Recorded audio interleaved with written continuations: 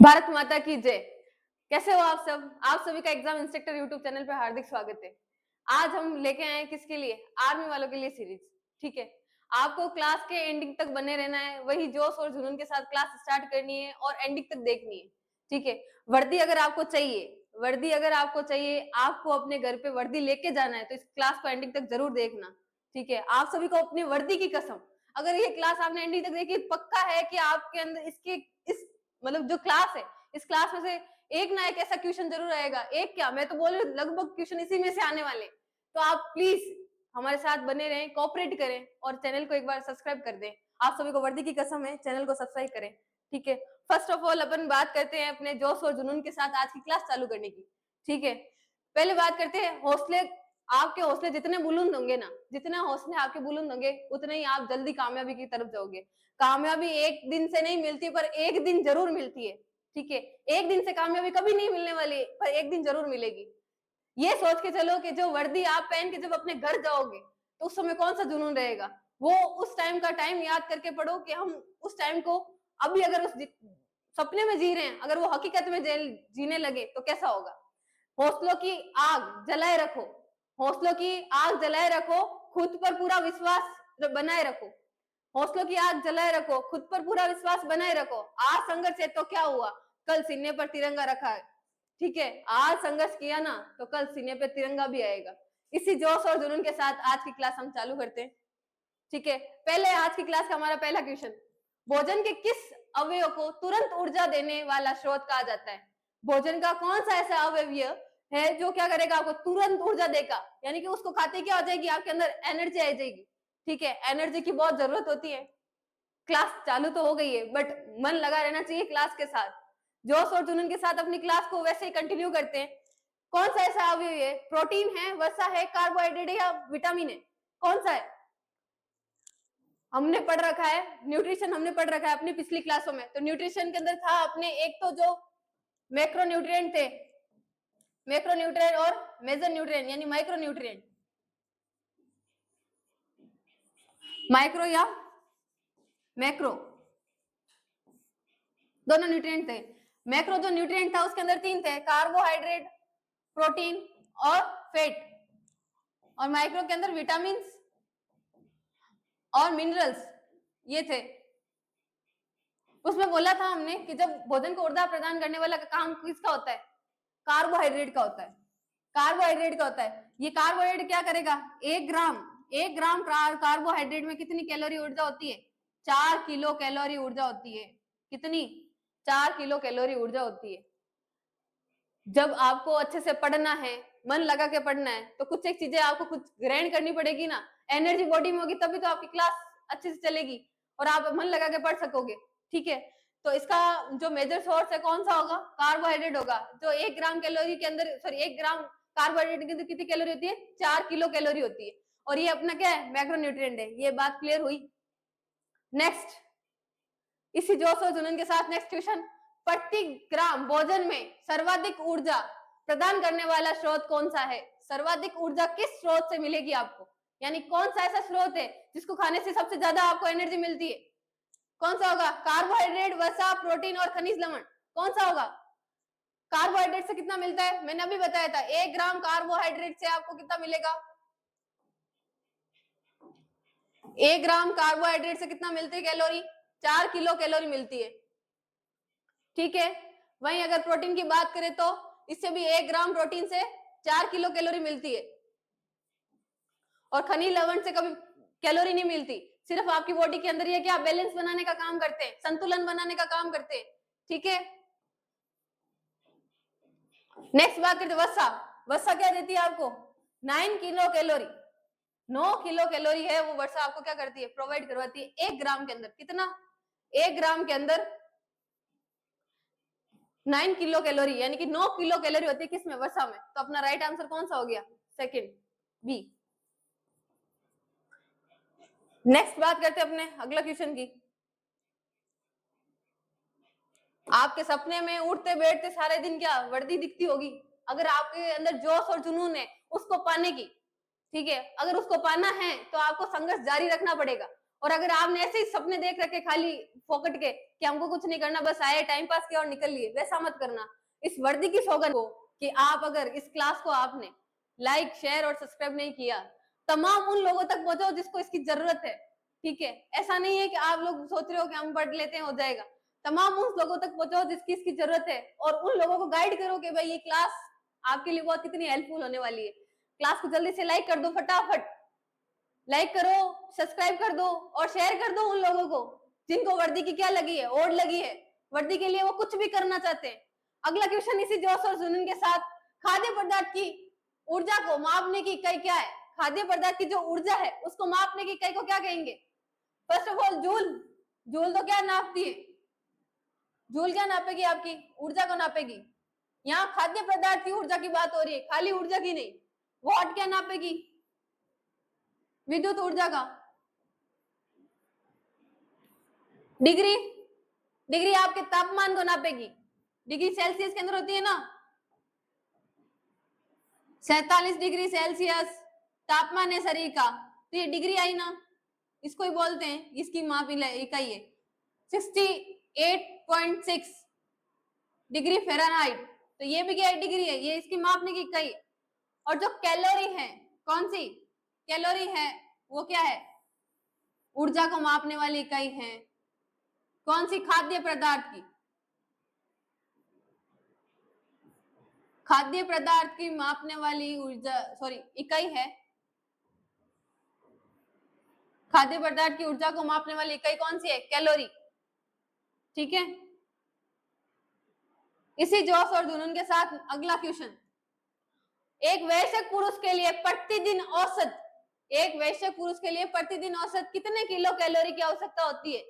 एक सिंपल इंसान, ठीक है, अडल्ट इंसान जो 25 से 30 साल का हो, उसके अंदर कैलोरी की आवश्यकता कितनी होगी? कितनी किलो कैलोरी वो एक दिन की खाएगा तब उसके शरीर में क्या है? ताकत आए, मजबूती आए। कितनी कैलोरी होगी? 1500 कैलोरी, 2100 कैलोरी, 2400 कैलोरी या 3500 कैलोरी? कितनी कैलोरी लेगा वो? इसका सिंपल अगर आंसर दे तो कितना? 24 घंटे के लिए 24 किलो कैलोरी, 2400 किलो कैलोरी, यानी हर एक घंटे में आपको 100 किलो कैलोरी खानी है। तो 24 घंटे के लिए कितनी हो गई? 2400 किलो कैलोरी। ये याद रखना, एक दिन के अंदर कितने घंटे होते हैं? 24 घंटे होते हैं, और एक दिन के अंदर आपको कितनी खानी है? 2400 किलो कैलोरी खानी है, यानी कि पर घंटे आपको 100 किलो कैलोरी मिलेगी, ऐसा मान सकते हो। और अगर एक साथ खाओ तो भी कोई दिक्कत नहीं है उसकी। तो राइट आंसर कौन सा होगा आपका? 2400 किलो कैलोरी। नेक्स्ट बात करते हैं, कार्बोहाइड्रेट का निर्माण किन तत्वों के द्वारा होता है? निश्चित अनुपात क्या होगा? ठीक है, कार्बोहाइड्रेट का निर्माण किन तत्वों के निश्चित अनुपात से होता है? कार्बोहाइड्रेट के अंदर कौन कौन से तत्व ऐसे हैं जिनकी वजह से क्या बन रहा है? कार्बोहाइड्रेट बन रहा है। पहली बात करें CHN, carbohydrate nitrogen. Second, carbohydrate oxygen, carbon oxide sulphate, या नाइट्रोजन फॉस्फोरस कैल्शियम। किससे बनता है? किससे बनेगा? कार्बोहाइड्रेट बनेगा CHO, कार्बन, हाइड्रोजन और ऑक्सीजन, इसलिए इसको कार्बोहाइड्रेट बोलते हैं। ठीक है, इन सब से मिलकर क्या बनेगा? कार्बोहाइड्रेट बनेगा। नेक्स्ट बात करते हैं आपकी, इनमें से कौन सा मोनोसेकेराइड शर्करा का उदाहरण है? कौन सा मोनोसेकेराइड शर्करा का उदाहरण है? जागो, सो मत आप लोग, अभी आप सो नहीं सकते, आपकी जो मंजिल है बहुत दूर नहीं है, बहुत करीब आ चुकी है। ठीक है, इसी जोश और जुनून के साथ आपको कंटिन्यू करनी है क्लासें, सोना नहीं है, जब तक नहीं रुकना है जब तक कि आपको मंजिल ना मिल जाए। थकने वाला इंसान कभी संघर्ष नहीं कर पाता है। ठीक है, फर्स्ट ऑफ ऑल बात करते हैं, मोनोसेकेराइड का उदाहरण कौन सा होगा? माल्टोज, सुक्रोज, ग्लूकोजन और स्टार्च। क्या होगा? ये सब क्या है? एक तरीके के सैकेराइड्स है। ठीक है, अलग अलग तरीके के सैकेराइड्स अपने बॉडी में प्रेजेंट होते हैं, कुछ एक पाथवों में भी होते हैं। फर्स्ट ऑफ ऑल बात करें किसकी? मोनोसेकेराइड की। तो मोनोसेकेराइड कौन सा है? इसका उदाहरण ग्लूकोज है, जो हमारी बॉडी के अंदर क्या करेगा? एनर्जी प्रोवाइड करने का काम करेगा। Energy provide in the sense कि जो आपने खाना खाया है, उस मतलब जो खाना आपने खाया है उस खाने को तोड़ के और बॉडी के अंदर हर एक ऑर्गन मसल तक पहुंचाना, जिसकी वजह से क्या हो? बॉडी आपकी रिस्पॉन्स करे, रिस्पॉन्स इन द सेंस की ताकत लाए और मसल्स वगैरह है वो वर्किंग में रहे, काम करने पे रहे, तो कौन सा होगा? ग्लूकोज। राइट आंसर कौन सा है आपका? सी। नेक्स्ट बात करते हैं मस्तिष्क शर्करा यानी कि ब्रेन शुगर किसको कहा जाता है? ब्रेन शुगर किसको कहा जाता है? कौन सा है जो अपनी मस्तिष्क शर्करा का काम करता है अपनी बॉडी में? फ्रुक्टोज, ग्लैक्टोज, लैक्टोज या माल्टोज? आंसर अगर आपको आ रहा है तो आप कमेंट बॉक्स में लिखिए कि इसका आंसर ये होगा। यही आपके जोश और जुनून का पता लगेगा कि आपके अंदर कितना जोश और कितना जुनून है और आप कहां तक पढ़ चुके हो। ज्यादा टाइम इतना अपने पास नहीं है, पर जो टाइम है उसको न्यूट्रलाइज करेंगे। ठीक है, 1 तारीख से आपके एग्जाम होने लग जाएंगे, तो उस जोश और जुनून को अपने 20 से 25 दिन के अंदर, 20-25 दिन बचे नहीं है, बट मान के चलो अगर 20 दिन के अंदर अपन जितना भी पढ़ेंगे और इफेक्टिव पढ़ेंगे तो आपके लिए कितना हेल्पफुल होगा। ठीक है, ये सीरीज चलाने का हमारा यही मेन रीजन है कि आपको इस बार आर्मी की जो वर्दी है वो आपके ऊपर देखें। नेक्स्ट बात करते हैं इसकी शर्करा। मस्तिष्क शर्करा के अंदर कौन सा क्या कहेंगे, किसको बोलेंगे मस्तिष्क शर्करा? यानी कि जो ब्रेन शुगर है वो किसको बोलेंगे? ग्लैक्टोज को। किसको बोलते हैं? ग्लैक्टोज को। बी इसका क्या है? राइट आंसर है। नेक्स्ट बात करते हैं सबसे मीठी प्राकृतिक शर्करा कौन सी है? प्राकृतिक शर्करा यानी कि जो आप उसके अंदर कोई भी आर्टिफिशियल शर्करा मिक्स नहीं है, यानी शुगर उसके अंदर आर्टिफिशियल कुछ भी नहीं है। प्राकृतिक शर्करा कौन सी है? सुक्रोज, फ्रुक्टोज, ग्लाइकोजन और सैकरीन। कौन सी होगी? प्राकृतिक शर्करा होती है फ्रुक्टोज। इसके अंदर कोई भी केमिकल या किसी भी तरीके का आर्टिफिशियल शर्करा शामिल नहीं होती है। कौन सा होगा? फ्रुक्टोज, जो कि फ्रूट्स में पाई जाती है। किसमें? फ्रूट्स में। वो आर्टिफिशियल फ्रूट्स के अंदर अपन शर्करा तो नहीं डाल सकते ना, जैसे तरबूज वगैरह आते हैं वो मीठे किस वजह से होते हैं? फ्रुक्टोज की वजह से। नेक्स्ट बात करते हैं जंतुओं में संचित भोजन किस रूप में होता है? जंतुओं में जो संचित भोजन है वो किस रूप में होगा? स्टार्च, सेलुलोज, ग्लाइकोजन या काइटिन? किसके अंदर होगा? जंतुओं में हमेशा स्टोरेज किसकी वजह से होता है? स्टोरेज होता है स्टार्च की वजह से। ठीक है, तंतुओं के अंदर भोजन है वो संचित किस रूप में होगा? स्टार्च के रूप में। ए क्या है आपका? राइट आंसर है। नेक्स्ट बात करते हैं प्रोटीन शब्द सबसे पहले किसने दिया था? सबसे पहले देने वाला प्रोटीन शब्द किसने दिया था? प्रोटीन शब्द सबसे पहले किसने दिया था? जल्दी जल्दी आप बताइए, कमेंट करिए फटाफट और क्लास को लाइक करते रहिए, शेयर करते रहिए साथ में। और आपने अगर क्लास को कंटिन्यू नहीं देखना है तो अभी आप इस क्लास को छोड़ सकते हैं। अपनी वर्दी के साथ आप ऐसे मतलब उनके साथ आप नाइंसाफी मत कीजिए कि हम पढ़ रहे हैं, टाइम पास कर रहे हैं और निकल लेंगे। अगर आपने एक चीज ठान ली है अपनी कि भाई हमको ये चीज चाहिए, तो उस चीज को जोश और जुनून के साथ करो, उसको अपना जुनून बनाओ। ऐसे नहीं सोच के चलना है कि भाई हम एक बार ट्राई करेंगे नेक्स्ट टाइम करेंगे, नहीं। जो चीज आपने सोची है, ठानी है, उसको कंप्लीट करने पे ठान लो कि हम इसको कंप्लीट करके ही मानेंगे। इंसान जब अगर संघर्ष पे उतर जाए ना तो वो इंसान कभी भी पीछे नहीं हटता है। अगर वो ठान ले तो बड़े बड़े पत्थरों को तोड़ सकता है, तो ये तो एक छोटा मोटा एग्जाम है। बात करते हैं प्रोटीन सबसे पहले किसने दिया था? मुल्डर ने दिया था, ब्रिचलियस ने दिया था, बोरेंज ने दिया था या फंक ने दिया था? किसने दिया था? प्रोटीन शब्द सबसे पहले दिया था ब्रिलियस ने। बी शब्द क्या है आपका? राइट है। नेक्स्ट बात करते हैं प्रोटीन की कमी से बच्चों में कौन सा रोग होता है? प्रोटीन की वजह से बच्चों के अंदर कौन सा रोग होगा? कि प्रोटीन की कमी है उसके अंदर कैसे पता लगाएंगे? Scurvy, rickets, kwashiorkor, anaemia. Scurvy किससे होता है? विटामिन सी की कमी से होता है। रिकेट्स होता है विटामिन डी की कमी से। ये बच्चों में होने वाली बीमारी है रिकेट्स। क्वाशिंगोर होता है प्रोटीन की कमी से। एनीमिया होता है विटामिन B12 की कमी के साथ साथ आयरन की कमी से। ठीक है, एक और होता है प्रोटीन और वर्षा दोनों के ऊर्जा की कमी की वजह से होता है मेरास्मस।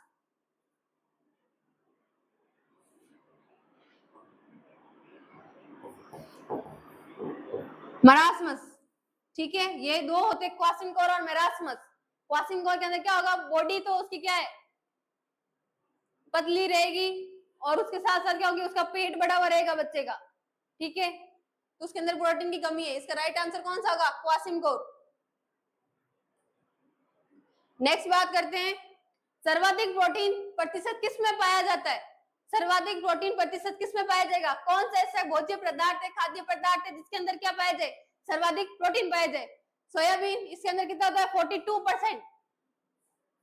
कितना होगा? 42%। कैलोरेला सेवाल, इसके अंदर कितना होता है? 72%। मशरूम में कितना होगा? 52% और दालों में 25%। ठीक है, सबसे ज्यादा किसमें होगा? कैलोरा सेवाल के अंदर प्रोटीन पाया जाता है। बी इसका क्या है? राइट आंसर है। ठीक है, 1 ग्राम प्रोटीन का मैंने बता दिया आपको, 1 ग्राम प्रोटीन है उसमें कितना किलो कैलोरी होती है? 4 किलो कैलोरी होगी। ठीक है, एक वयस्क में यानी कि एक अडल्ट में कितने किलो कैलोरी खानी चाहिए प्रतिदिन? तो 10 से 15 किलो कैलोरी या ग्राम बोल सकते हैं। 10 से 15 ग्राम उसको क्या खानी पड़ेगी? प्रोटीन खाना पड़ेगा।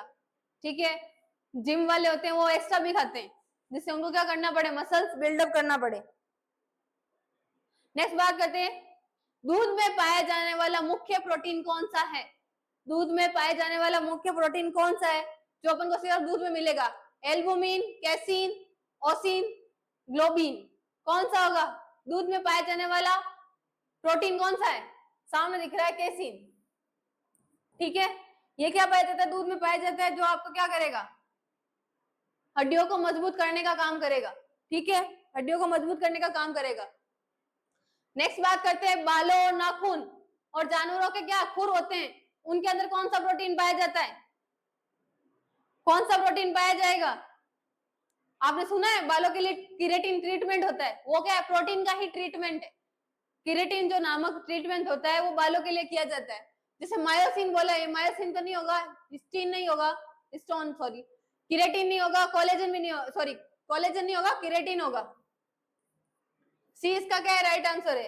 ये नाखून, बालों और जानवरों के खुर के लिए काम आता है।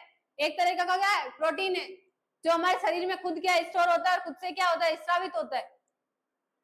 नेक्स्ट बात करते हैं आपकी, गाय के अंदर जो दूध का हल्का पीला कलर है वो कौन से प्रोटीन की वजह से होगा? गाय के अंदर जो दूध का हल्का पीला कलर है वो किस वजह से होगा? कैसीन है, आपने क्या देखा था अपन ने? दूध में होता है, एक तरह का प्रोटीन है। कैरोटीन, इंसुलिन, इंसुलिन एक तरह का हार्मोन है जो हमारी बॉडी में रिलीज होता है। फाइब्रिन, फिब्रिन भी एक तरह का क्या है? एंजाइम या एंजाइम की तरह काम करता है। एक बात करते हैं इसकी, दूध के अंदर, गाय के दूध के अंदर पीला कलर किसकी वजह से होता है? हल्का पीला कलर कैरोटीन, सॉरी कैरोटीन की वजह से। किसकी वजह से? कैरोटीन की वजह से। अभी तक आपने अगर क्लास को लाइक नहीं किया है, सब्सक्राइब नहीं किया है, तो आप क्लास को लाइक और शेयर सब्सक्राइब कर दें। ठीक है, इसी के साथ अगला क्वेश्चन आप बात करते हैं, वसा। वसा शब्द का प्रयोग सर्वप्रथम किसने किया था? वसा शब्द का प्रयोग सर्वप्रथम किसने किया था? मुडलर ने, बेरिलियस ने, ब्लोर या न्यूटन ने? किसने किया था? बेरिलियस ने किसने किया था? प्रोटीन का किया था। ठीक है, न्यूटन ने अपने न्यूटन के नियम दिए थे। ब्लोर ने दिया था क्या?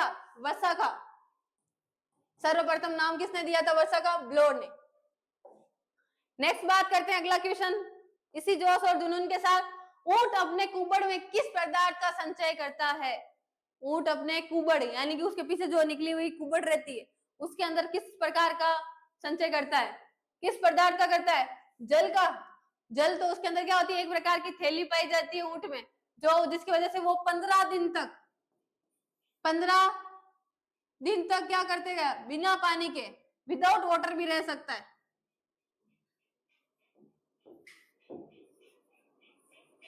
बिना पानी के रह सकता है। उसके अंदर एक क्या पाई जाती है? थैली पाई जाती है, इसकी वजह से वो क्या करता है? पानी को स्टोर कर लेता है। नेक्स्ट बात करते हैं, वसा, कार्बोहाइड्रेट और प्रोटीन। कार्बोहाइड्रेट तुरंत क्या है? खाने के बाद ऊर्जा प्रोवाइड कर देगा। प्रोटीन मसल्स के अंदर चला जाएगा, तो उसकी कुबड़ में क्या होती है? फैट होता है। क्या होगा? फैट। कुबड़ के अंदर क्या पाया जाएगा? फैट पाया जाएगा। बी राइट है। नेक्स्ट बात करते हैं, वनस्पति तेल से वनस्पति घी बनाने में किस गैस का प्रयोग किया जाता है। वनस्पति क्या है, तेल से वनस्पति घी बनाना है, यानी कि डालडा घी बनाना है अपन को, तो इसके अंदर कौन सा गैस है वो उपयोग में ली जाएगी। गैस की बात की जा रही है, कौन सी गैस लेंगे, ऑक्सीजन, नाइट्रोजन, हाइड्रोजन और हीलियम, कौन सी होगी। ऑक्सीजन तो अपन क्या लेते हैं, श्वास के लिए लेते हैं, जीने वाली जो अपनी है कौन सी है, ऑक्सीजन है। नाइट्रोजन वायुमंडल में पाई जाती है, ठीक है। हाइड्रोजन, हीलियम, हीलियम गैस सबसे हल्की गैस होती है, इसीलिए जो गुब्बारे शादी और पार्टी के अंदर जो गुब्बारे ऊपर तक चिपके रहते हैं उसमें कौन सी गैस होती है, हीलियम ही होती है, ठीक है। हाइड्रोजन, सही आंसर क्या होगा, हाइड्रोजन। वनस्पति घी, तेल से वनस्पति घी बनाने के लिए कौन सी गैस ली जाएगी, हाइड्रोजन ली जाएगी। नेक्स्ट बात करते हैं, रक्त का थक्का बनाने में सहायक प्रोटीन कौन सा है। रक्त का थक्का बनाने के लिए सहायक प्रोटीन कौन सा है, हिस्टेरिन, सॉरी हिपेरिन, फाइब्रोनोजन, एल्बुमिन और केरोटीन, कौन सा है, कौन सा रक्त का थक्का बनाने के लिए काम करेगा, फाइब्रिनोजन, बी क्या है इसका राइट आंसर है। हिपेरिन क्या काम करेगा, हिपेरिन क्या काम करेगा, रक्त को पतला करने का, ब्लड को क्या करेगा, पतला करने का काम करेगा, ठीक है। एल्बुमिन क्या काम करता है अपने ब्लड बॉडी के अंदर, ब्लड को बनाने के साथ साथ सहायक करता है। केरोटीन क्या होती है, एक तरह का प्रोटीन है जो गाय के दूध में पाया जाता है।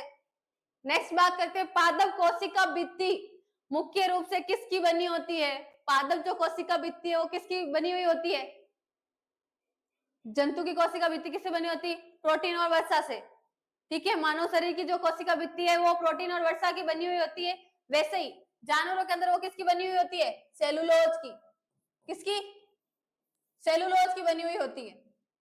एक तरह का क्या है सेलुलोज, एंजाइम, और एंजाइम है, नॉर्मली क्या है, एंजाइम ही है। नेक्स्ट बात करते हैं, विटामिन की खोज सर्वप्रथम किसने की थी, विटामिन की खोज किसने की थी, ये पढ़ रखे हैं आपने, अगर साइंस की पिछली क्लासें नहीं देखी है तो एक बार जाके देखिए, सारी थ्योरी बता रखी है, एक एक थ्योरी के बारे में डिटेल से बता रखा है, आपके लिए बहुत सारे हेल्पफुल वीडियो भी हैं, आप देख सकते हैं। उसके अंदर हमने बता रखा है कि प्रोटीन की खोज किसने की थी, कौन सा प्रोटीन कब काम करता है और कौन से प्रोटीन का क्या नाम है, सारे कार्य बता रखे हैं। आज हम सिर्फ एमसीक्यू की क्लास लेके आए, जैसे जैसे कोई भी टॉपिक आएगा ना वैसे वैसे क्लियर भी करेंगे, ऐसा नहीं है कि नहीं बताऊंगी मैं, यहाँ पे भी बताऊंगी, बट एक बार आप जाके वो देखो तो वो डिटेल वीडियो है, ठीक है।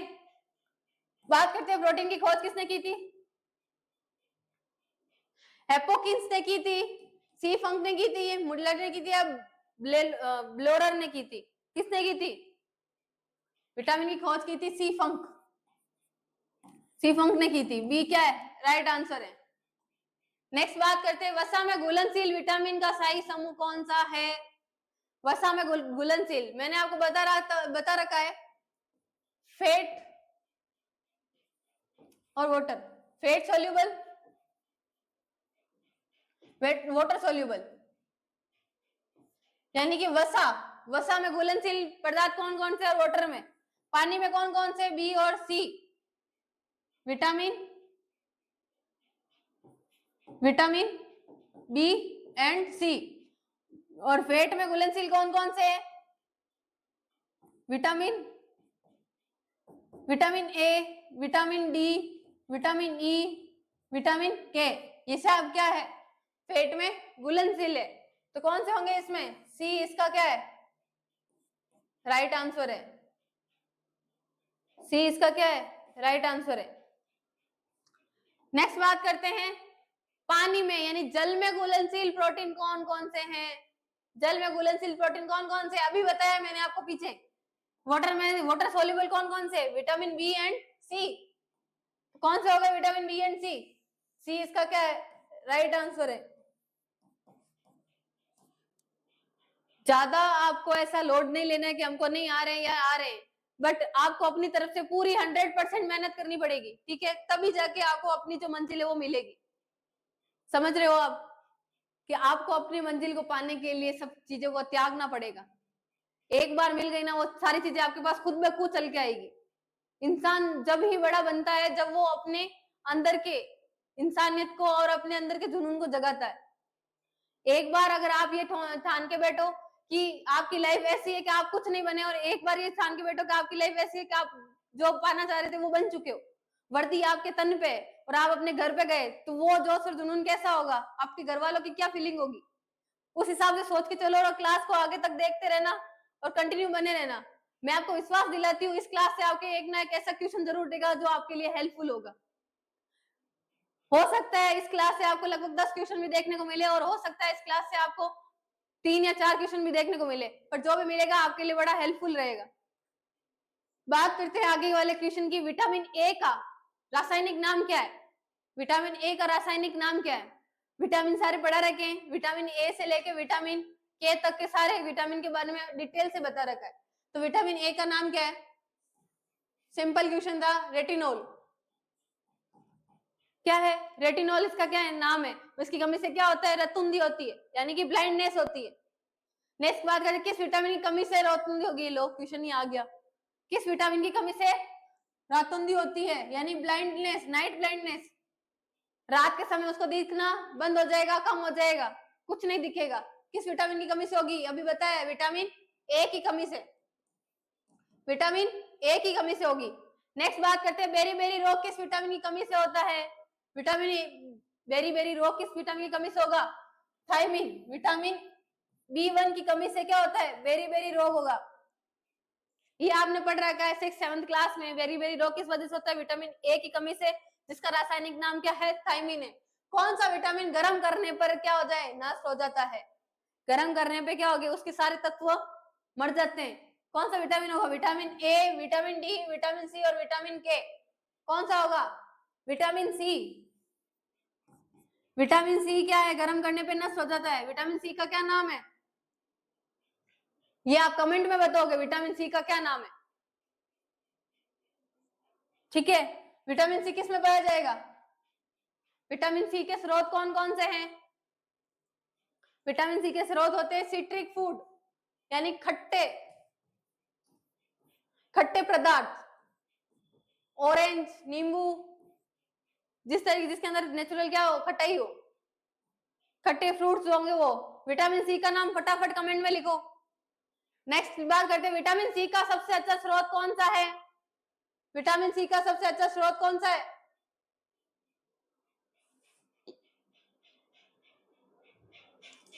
अभी बताया आपको, खट्टा। गाजर खट्टी नहीं होती, हरी सब्जियां खट्टी नहीं होती, आंवला, लीची या दूध, दूध भी खट्टा नहीं होता, तो क्या होगा? आंवला और लीची, ये सबसे अच्छा स्रोत है। ठीक है, नेक्स्ट बात करते हैं, किस विटामिन को सनशाइन विटामिन के नाम से जाना जाता है? यानी कि सूर्य के प्रकाश से वो विटामिन क्या करेगा? चमकेगा, या विटामिन क्या करेगा? काम करेगा अपनी बॉडी में। तो ऐसा विटामिन क्या एक ही है? कौन सा होगा? Vitamin A, vitamin E, vitamin C और विटामिन डी। कौन सा विटामिन है वो?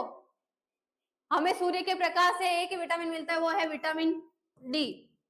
ये कहाँ काम करता है? अपने बॉडी में। कहाँ काम करता है? अपनी बॉडी के अंदर हड्डियों के ऊपर काम करेगा।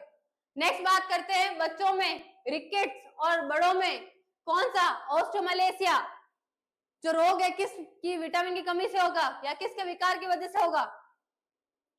बच्चों के अंदर तो एक तो रिकेट्स हो रहे हैं, हड्डियां हैं वो क्या हो रही है? इस तरीके से मुड़ रही है। ठीक है, बैंड आ रहे हैं उस पाँव के अंदर, ग्रीन स्टिक जो फ्रैक्चर जैसा हो जाएगा, हड्डियां मुड़ने लग जाएगी। और बड़ों में क्या होगा? ऑस्टियोमलेशिया, यानी कि हड्डियां क्या हो जाएगी? कमजोर हो जाएगी, अंदर से खोखली हो जाएगी। ठीक है, तो किसकी वजह से होगा? हड्डियों पे काम करने वाला विटामिन ए की है, विटामिन डी। इसका नाम क्या है? कैल्सिफेरोल।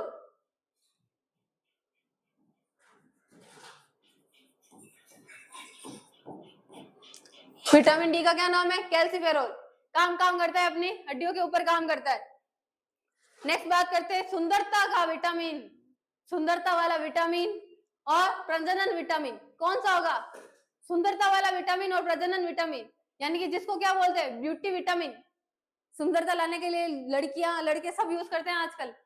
विटामिन ई का कैप्सूल यूज करते हो ना आप, चेहरे पे लगाने के लिए, बालों के लिए, तो वो विटामिन कौन सा होगा? Vitamin E. क्या नाम है विटामिन ई का?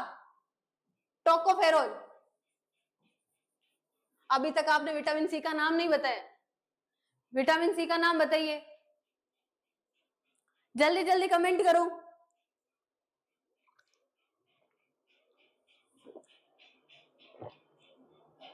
टोकोफेरोल क्या काम करेगा आपकी बॉडी में? आपकी बॉडी में क्या काम करेगा? एक तो आपके नेचुरल ब्यूटी,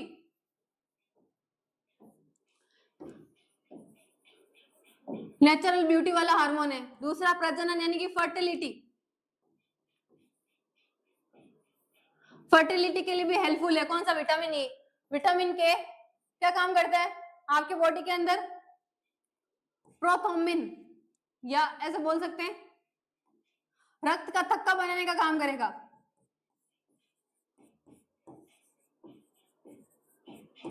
रक्त का थक्का बनाने का काम करता है। कहीं लग जाए तो उस समय कौन सा विटामिन काम आएगा? विटामिन के। विटामिन ए का क्या काम है? अपनी आईज, आईज के लिए, विजन के लिए, देखने के लिए काम आता है। और विटामिन डी, विटामिन डी क्या काम आता है? हड्डियों के लिए, बोन के लिए मजबूत बनाने के लिए काम करेगा। तो राइट आंसर कौन सा होगा अपना? बी। ठीक है, बी क्या है? राइट आंसर है। यानी विटामिन ई अपने क्या काम करेगा? ब्यूटी विटामिन बोला है इसको, ब्यूटी विटामिन बोला है। और साथ में क्या बोले? रिप्रोडक्टिव जो विटामिन है वो भी यही होगा। नेक्स्ट बात करते हैं, जुनून कब नहीं होना चाहिए? उसी जोश और शिद्दत के साथ आपको ये क्लास एंडिंग तक देखनी है, बोर से नहीं देखना है। अगर बोर हो रहे हो तो आप बीच बीच में क्या उन बातों को वापस रिपीट करो कि आपके दिमाग के अंदर कौन सी बातें खल रही थी, उन बातों को याद करके बोलो कि नहीं इस क्लास को हमको एंडिंग तक देखना है। बोर तो होने ही नहीं दूंगी मैं आपको, क्योंकि साइंस ही क्या है, सबसे इंटरेस्टिंग सब्जेक्ट होता है। और साइंस में ही क्या है, लोग मार्क भी खा जाते हैं। इंटरेस्टिंग सब्जेक्ट के साथ बहुत सिंपल सब्जेक्ट है, अगर समझ में आ गया तो, और नहीं आया ना तो यही आपके नंबर कटवाने का भी काम करेगा। बात करते हैं आगे, रक्त का थक्का यानी कि ब्लड क्लॉटिंग का काम कौन सा विटामिन करता है? अभी बताया मैंने आपको, जस्ट अभी पिछली ही स्लाइड में। रक्त का थक्का बनने का काम कौन करेगा? विटामिन के करेगा। कौन कर रहा है? विटामिन के। बी क्या है इसका? राइट आंसर है। इसका नाम क्या है?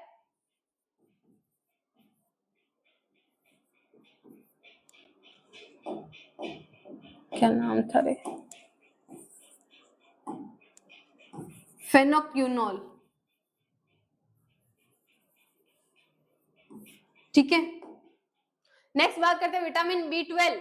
विटामिन बी12 का रासायनिक नाम क्या है? विटामिन बी12 का रासायनिक नाम क्या है? विटामिन बी12 क्या काम करेगा आपकी बॉडी में? विटामिन बी12 क्या काम करेगा? आपके ब्लड को बनाने का काम करता है। ब्लड को बनाने का यानी कि रक्त बनाने का काम करेगा। रक्त बनाने के साथ साथ अगर इसकी कमी आ जाए तो क्या हो जाएगा? एनीमिया, रक्त की कमी आ जाएगी। जिसके आगे मिया मिया लगता है, इसका मतलब क्या है? कमी का वर्ड यूज हुआ है, सॉरी, एना लगता है ना, उसका मतलब क्या होता है? कमी है। ठीक है, एनीमिया, इंसोम्निया, ये सब क्या है? कमी वाले। मिया एनिया लगता है ना, उसका मतलब क्या होता है? कमी। तो एनीमिया यानी कि मिया का मतलब हो गया ब्लड, जो ब्लड की कमी है किसकी वजह से हो रही है? विटामिन बी12 की वजह से। इसका क्या नाम है? पायरिडॉक्सिन, साइनोकोबालामिन, राइबोफ्लेविन या नियासिन। क्या नाम है इसका? साइनोकोबालामिन, या इसको क्या बोलते हैं? कोबालामिन।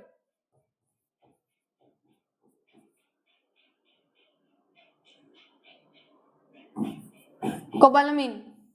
और इसके अंदर क्या पाया जाता है? कोबाल्ट पाया जाता है। एक तरह का क्या ये धातु है,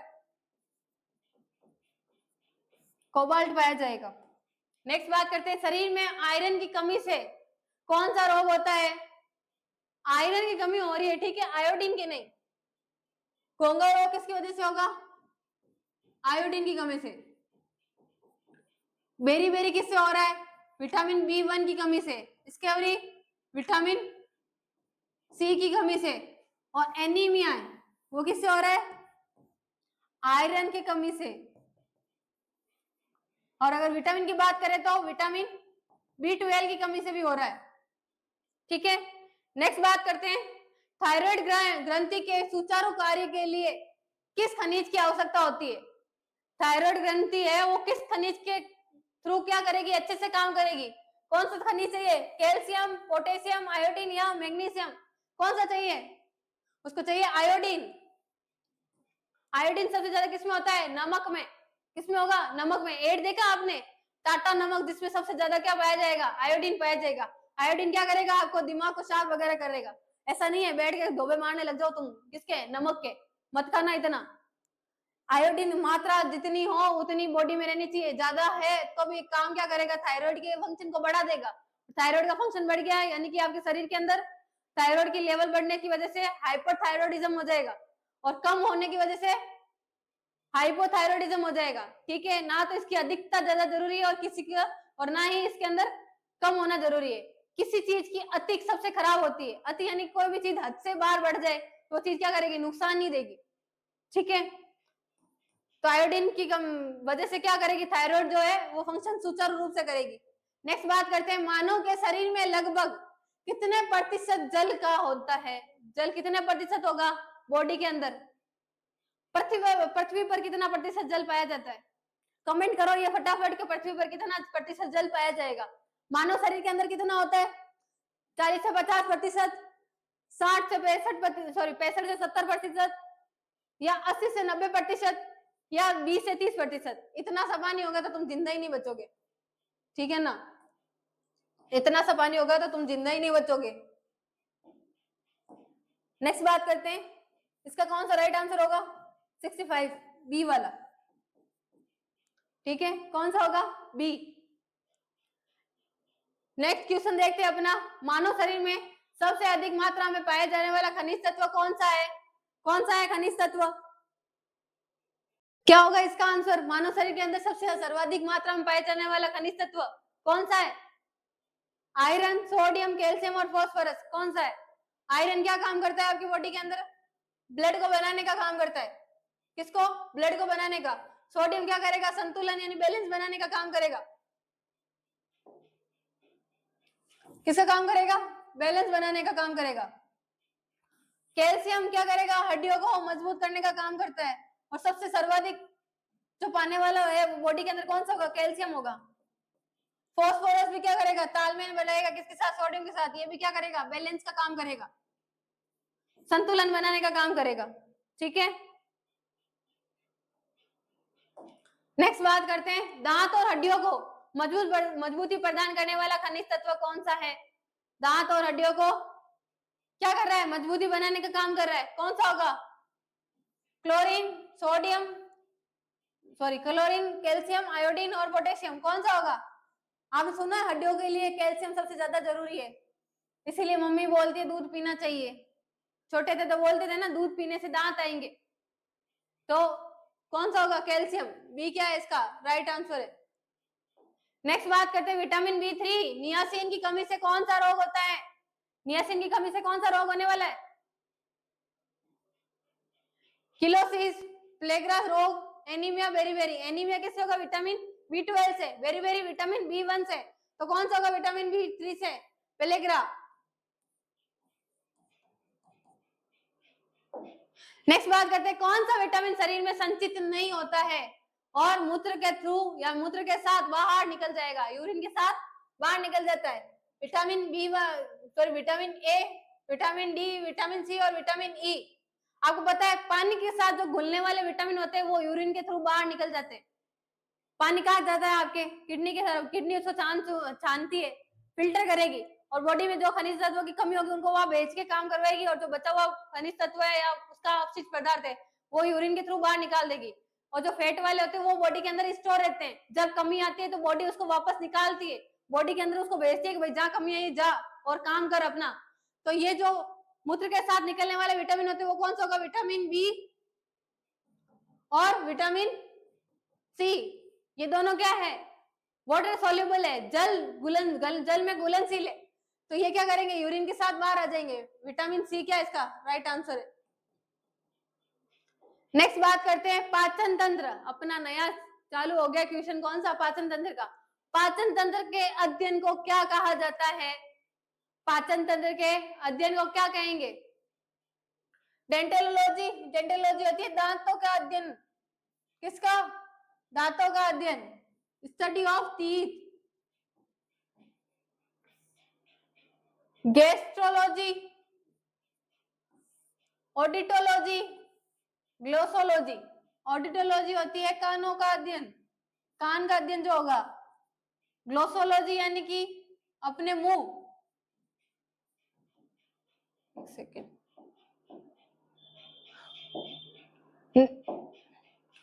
और गैस्ट्रोलॉजी किसका होगा? पाचन तंत्र का, ठीक है। कौन सा होगा? पाचन तंत्र का अध्ययन क्या कहलाएगा? गैस्ट्रोलॉजी कहलाएगा। नेक्स्ट बात करते हैं, आहार नाल की कुल लंबाई कितनी होती है? आहार नाल बोला है, ना कि छोटी आंत बड़ी आंत, ठीक है। आहार नाल अपनी कहां से चालू होती है? यहाँ, मुंह से लेके अपने इंटेस्टाइन तक। तो कितनी होती है उसकी लंबाई? 33 फीट या 11 मीटर। कितनी होगी? 33 फीट या 11 मीटर, क्योंकि छोटी आंत की लंबाई होती है 6 मीटर, बड़ी आंत की लंबाई होती है कितनी? 1.5 से 2 मीटर, 1 से 1.5 मीटर, और अपनी इसोफेगस की होती है 25 सेंटीमीटर, ठीक है। स्मॉल इंटेस्टाइन की, छोटी आंत की कितनी होगी? 6 से 7 मीटर होती है, ठीक है।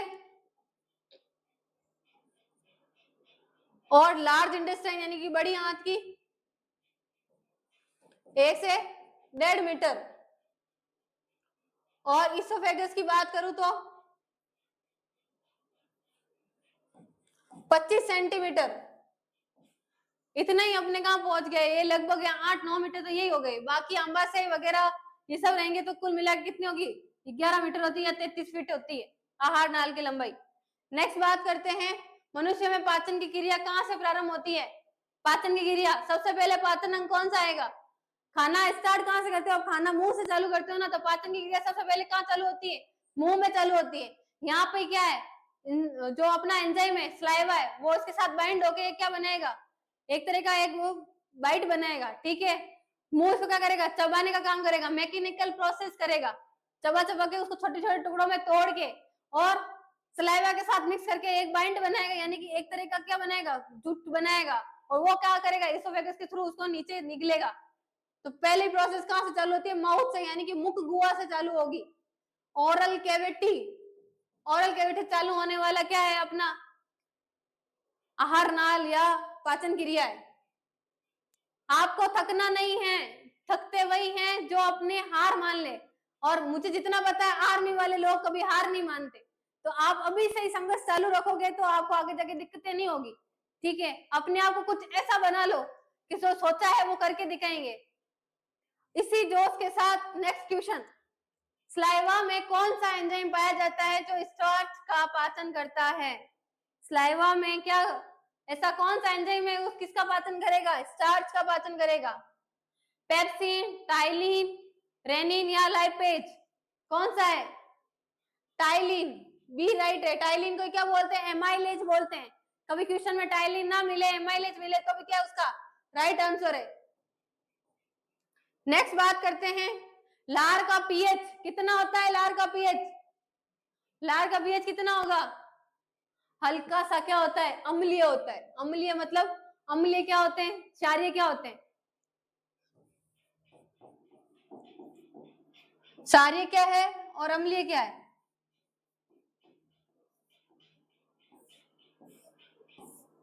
क्षारीय क्या होते हैं? कड़वे होते हैं। अम्लीय होंगे वो क्या होंगे? खट्टे होंगे, ठीक है। इसका पीएच कहां से स्टार्ट होता है?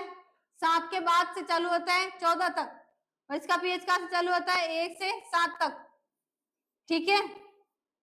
तो इसका पीएच कितना होगा स्लाइवा का? 6.8, कितना होगा? 6.8 होता है। हल्का अम्लीय होता है। क्या होगा? हल्का अम्लीय, यानी कि थोड़ा सा खट्टापन रहेगा, हल्का सा, ज्यादा नहीं। नेक्स्ट बात करते हैं, जीव के किस भाग से कड़वा टेस्ट आता है? कड़वा जो स्वाद है वो किससे पता लगाता है? जीभ के अंदर मैंने आपको बता रखा है, ये अपनी जीभ है, ठीक है।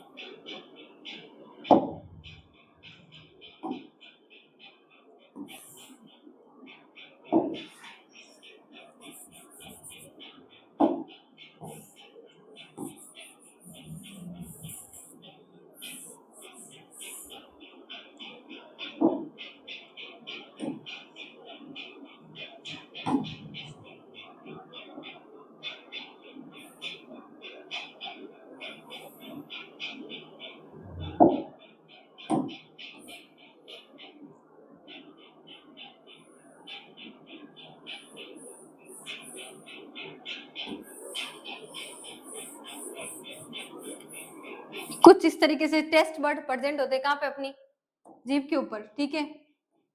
जो स्वीट है यानी मीठा जो टेस्ट है वो कहाँ होता है, अपने आगे की तरफ, ठीक है। खट्टा कहाँ होता है, ये दोनों खट्टे दिख रहे हैं आपको, ये खट्टा होगा,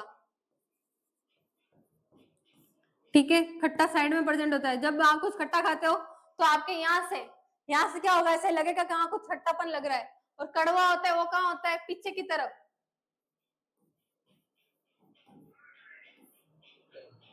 एक सेकेंड, यहाँ क्या होता है,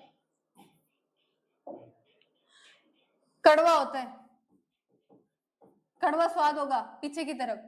तो अगर बात करें अग्रभाग तो नहीं होगा, अग्रभाग में होता है स्वीटेस्ट, मीठापन। पश्चिम भाग में, ये राइट है। मध्य भाग के अंदर टेस्ट नहीं होते, सिर्फ क्या होती है, पेपिलास प्रेजेंट होती है।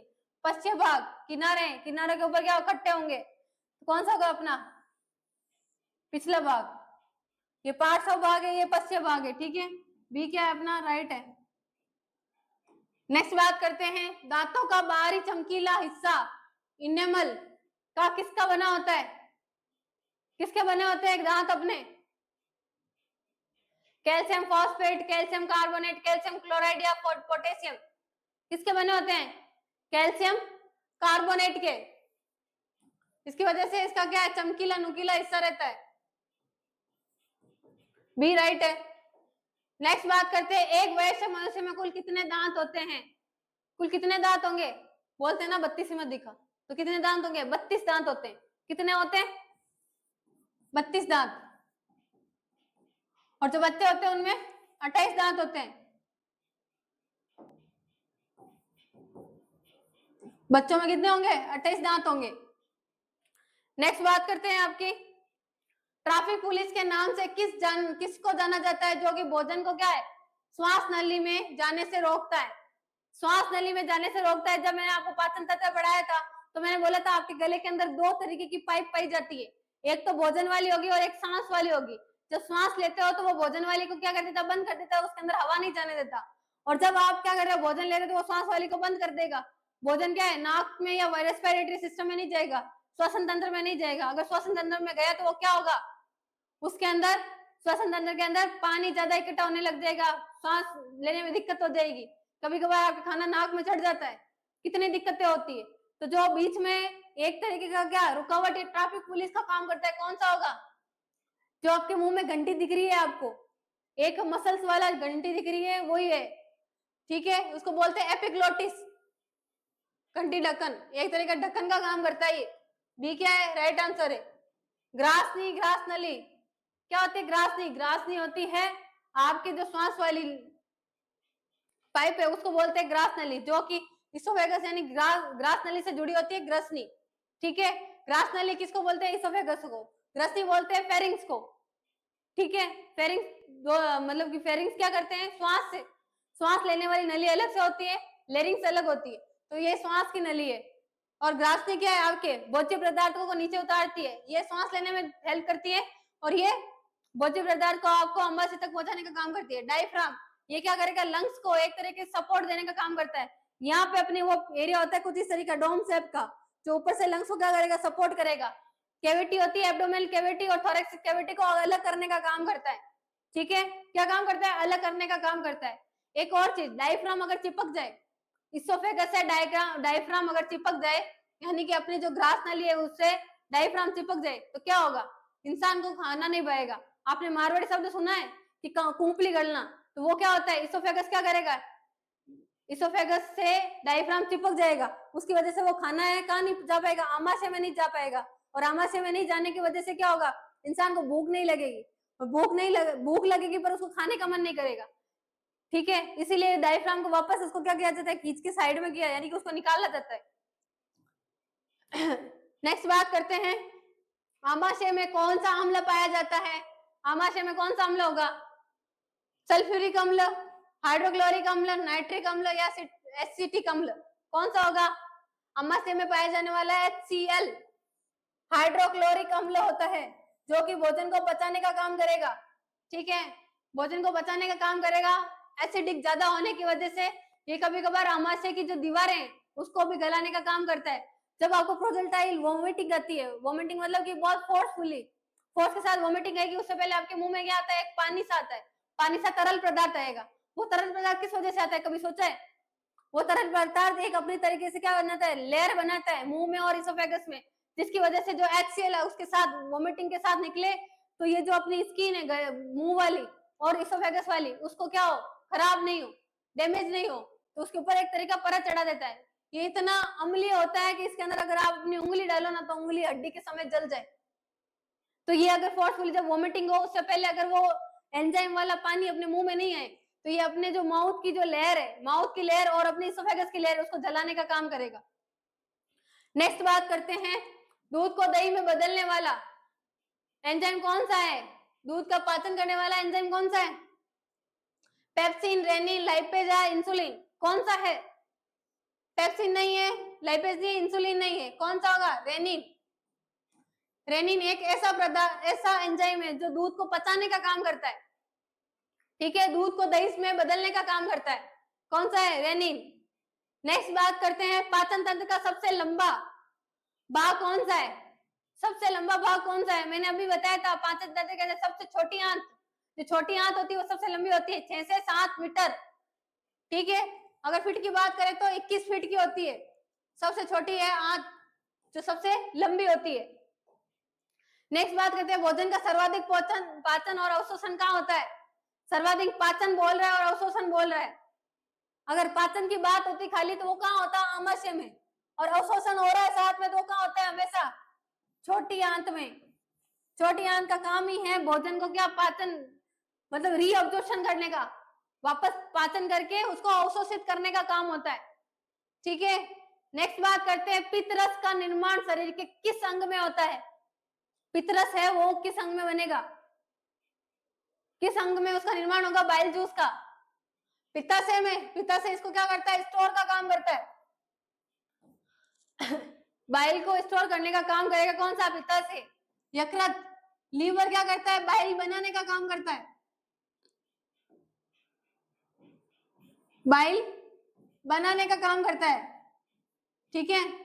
और अग्नाशय है वो क्या करेगा? हार्मोन, इंसुलिन हार्मोन वगैरह रिलीज करेगा, जो क्या करेंगे? पेप्टिन जूस होते हैं, पेप्टिन जूस है उसका क्या करेगा? स्रावन करेगा, जिसकी वजह से पाचन हो जाएगा, मतलब पाचन करने में आसानी होगी। तितली तो क्या है, ये कुछ नहीं, इसका काम कौन सा होगा? सही, बी क्या है इसका? राइट आंसर है। यकृत क्या करेगा? बाइल बनाने का काम करेगा, जूस बनाने का काम करता है। नेक्स्ट, मानव शरीर की सबसे बड़ी ग्रंथि कौन सी है? मानव शरीर की सबसे बड़ी ग्रंथि कौन सी है? पीयूष ग्रंथि, थायराइड ग्रंथि, यकृत या अग्नाशय? सबसे बड़ी ग्रंथि कौन सी है? अगर अगर यहाँ यकृत का नाम नहीं आता तो सबसे बड़ी कौन सी होगी? थायराइड होगी। यकृत का नाम है, ये क्या है? सबसे बड़ी ग्रंथि है। बॉडी की सबसे बड़ी ग्रंथि कौन सी है? यकृत है। और बॉडी की सबसे बड़ा सिस्टम या तंत्र कौन सा है? हमारा शरीर है, एक तरह का सबसे बड़ा अंग या तंत्र है, ठीक है। और थायराइड क्या है?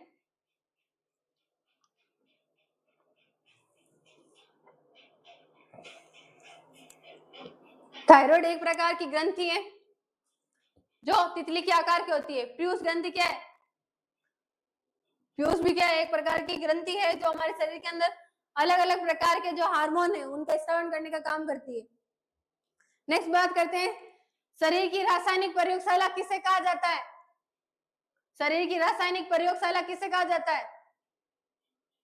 रासायनिक जो प्रयोगशाला होगी वो कौन सी होगी? बताओ, हृदय, फेफड़े, यकृत या वक्रक, कौन सा होगा प्रयोगशाला? शरीर की शारीरिक प्रयोगशाला कौन सी है? हृदय है अपना के फेफड़े या यकृत है?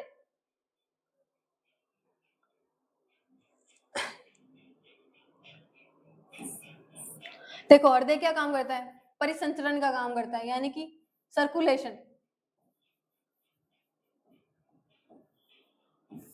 सर्कुलेशन इन द सेंस के आपकी बॉडी के अंदर ब्लड को क्या करेगा? ब्लड को क्या करेगा? प्रवाहित करवाने का काम करेगा, जिसकी वजह से बॉडी के अंदर ऑक्सीजनेटेड, डीऑक्सीजनेटेड ब्लड आते हैं। फेफड़े क्या करते हैं? गैसों का आदान प्रदान करते हैं। वक्रक, किडनी क्या काम करती है? किडनी आपके फेफड़ों को सॉरी किडनी आपके फेफड़े क्या, किडनी आपके ब्लड को फिल्टर का काम करती है, छानने का काम करेगी, ये आपके रक्त को शुद्ध करने का काम करेगा। फेफड़े हैं वो आपके ब्लड के अंदर ऑक्सीजन ला लेगा, जिसकी वजह से टिश्यू और ऑर्गन काम करेंगे। और जो रासायनिक प्रयोगशाला वो किस में होगी, यकृत में होगी। क्यों, ये क्या काम कर रहा है, बाइल बनाने का काम कर रहा है। और बाइल क्या कर रही है, बाइल बनाने के भोजन को क्या कर रही है, स्टोर करने का काम कर रही है, बचाने का काम करती है। सी क्या है आपका राइट आंसर है। नेक्स्ट बात करते हैं, इंसुलिन का निर्माण कहाँ होता है, कौन से भाग में होगा इंसुलिन का, यकृत के अंदर तो बाइल का होता है, पित्ताशय बाइल को स्टोर करता है, और छोटी आंत भोजन का अवशोषण करती है। तो लास्ट ऑप्शन कौन सा बता, अग्नाशय। अग्नाशय के अंदर ही क्या बनता है, इंसुलिन बनता है। अग्नाशय के अंदर ही ग्लूकागॉन बनता है। अग्नाशय के अंदर ही कौन सा बनता है, अरे इंसुलिन, ग्लाइकोजन, ग्लूकोज सब ये किस में बनेंगे, अग्नाशय में बनेंगे। अपेंडिक्स मानव शरीर के अंदर कौन सा अंग है, मुख्य अंग है, सहायक अंग है, कौन सा अंग है, पाचन अंग है, श्वसन अंग है, मुख्य अंग है या अवशोषित अंग है, कौन सा अंग है। अपेंडिक्स अपने शरीर के अंदर क्या कहाँ पाया जाता है, आपको देखा होगा जब ये बड़ी आंत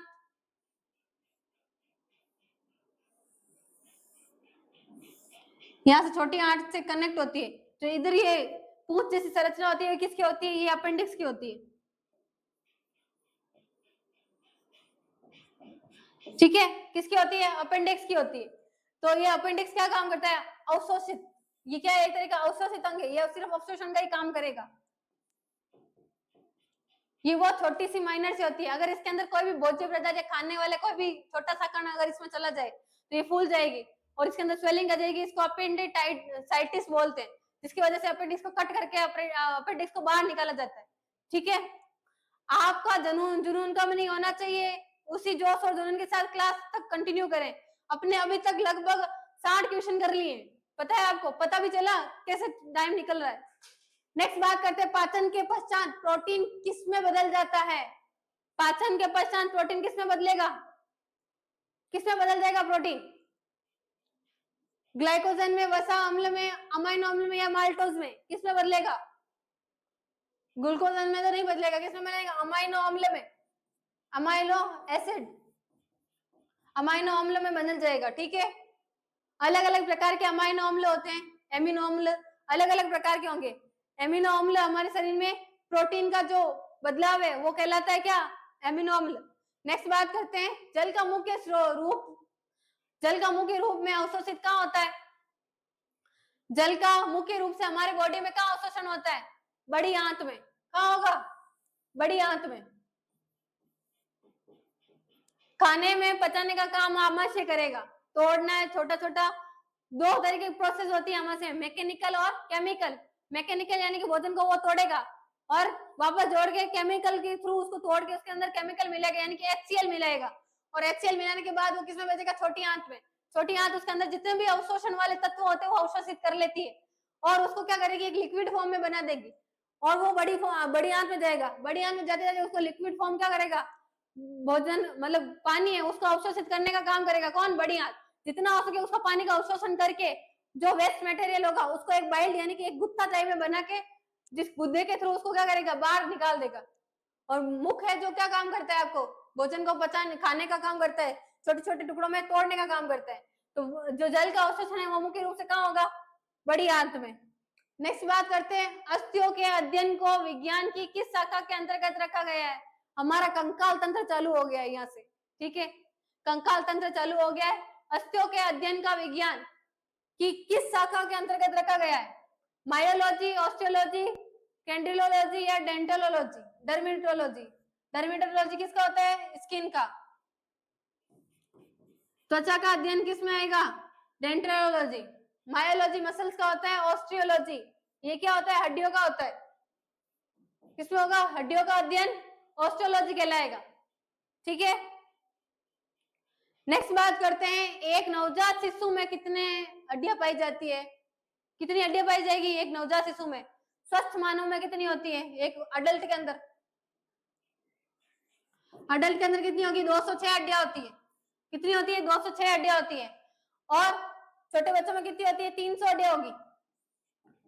300 हड्डियां कैसे होगी मैम, ये फिर 206 कैसे बन जाएगी? सीधा का सीधा आप तो 94 हड्डियां कम कर रहे हो।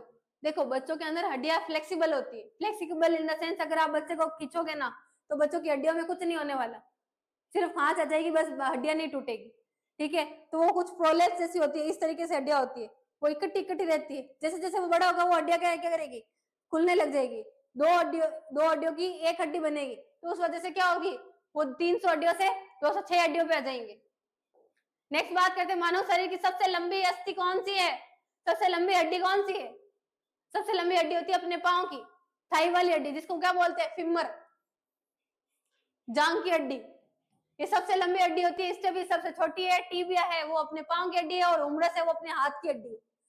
ठीक है, नेक्स्ट बात करते हैं, मानव शरीर की सबसे छोटी हड्डी स्टेपिस कहाँ पाई जाती है? अभी बोला स्टेपिस होती है कान के अंदर।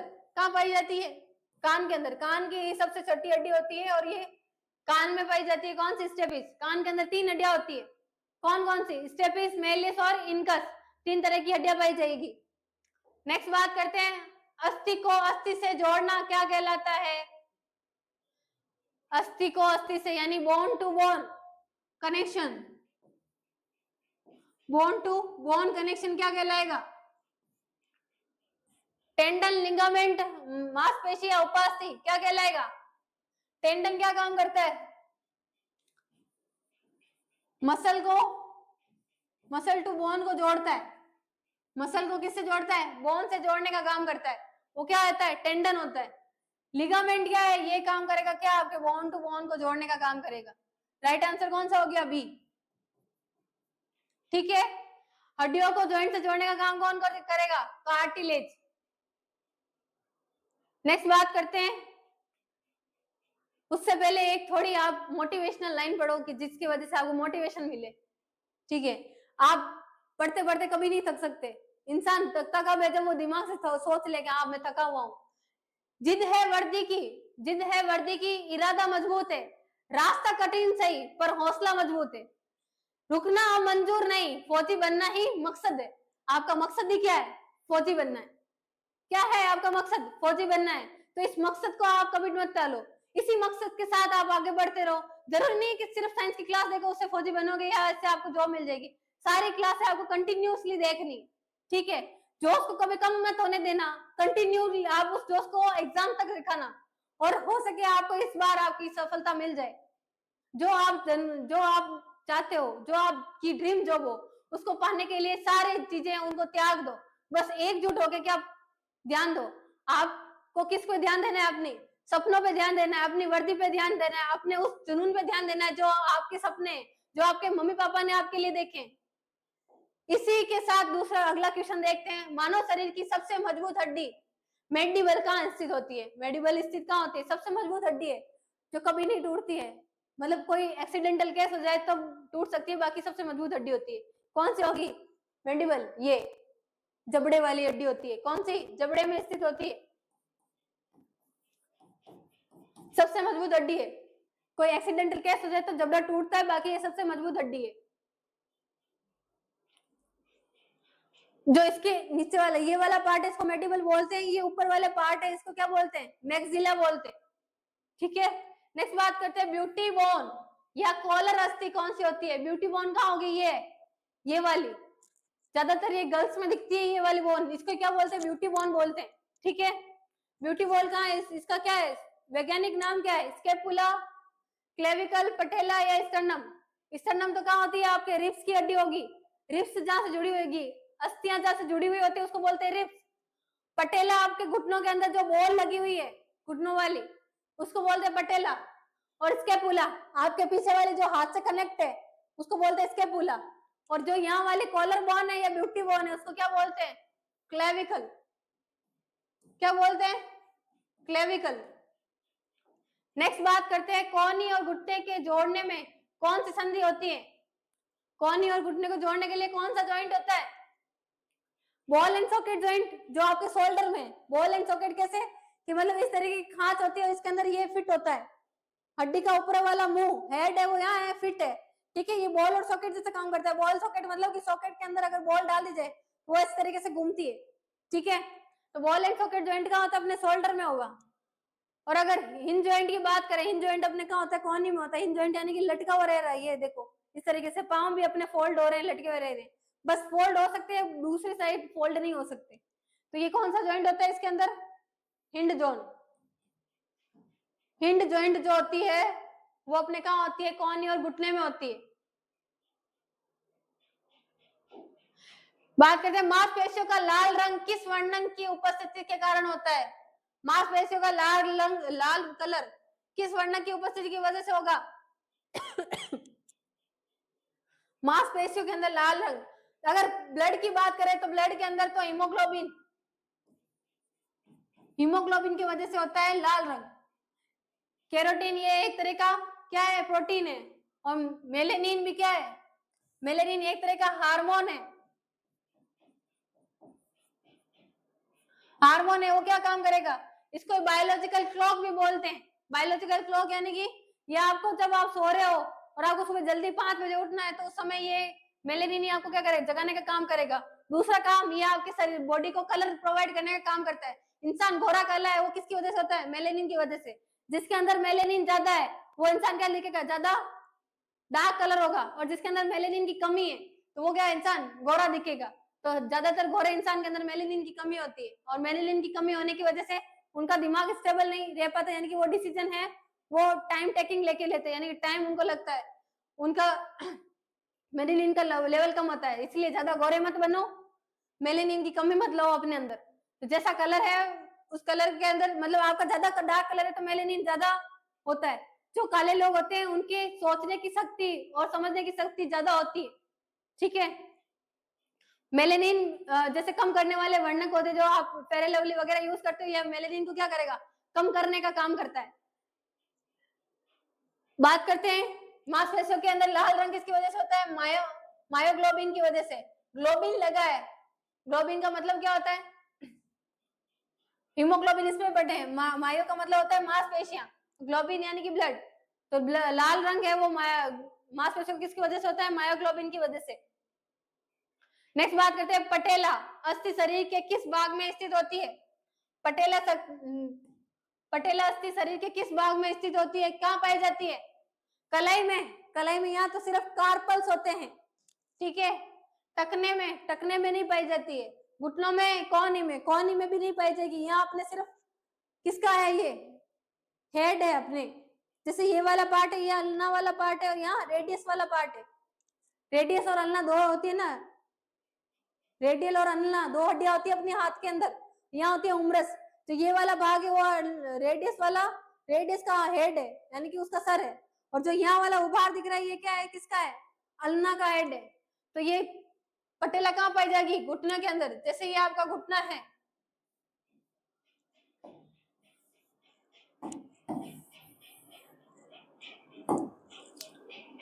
ये आपका पांव है, ठीक है। यहाँ जो बॉल लगी हुई होती है ये होता है पटेला, पटेला, ठीक है। जब आप खड़े होते हैं तो आपको ये बॉल दिखती है, जब आप बैठते हो इसको फोल्ड करते हो ये बॉल क्या हो जाती है, उस जॉइंट के बीच में चली जाती है, ठीक है। आज अपन ने किस किस के बारे में बात कर ली है, आज हमने बात कर ली है लगभग प्रोटीन के बारे में और पाचन तंत्र, कंकाल तंत्र, इनके बारे में। इसके बाद नेक्स्ट क्लास में बात करेंगे। आपको अपने पढ़ाई पे ध्यान देना है, अपने लक्ष्य पे ध्यान देना है, किसी भी कारण आपको क्या है, रुकना नहीं है। और इसी जोश और जुनून के साथ एक दिन आप अपनी जॉब के साथ रहोगे, उस दिन हमें भी याद करना, हमें भी खुशी होगी कि आप अपने ड्रीम जॉब के पास पहुंचे। Thank you so much for watching.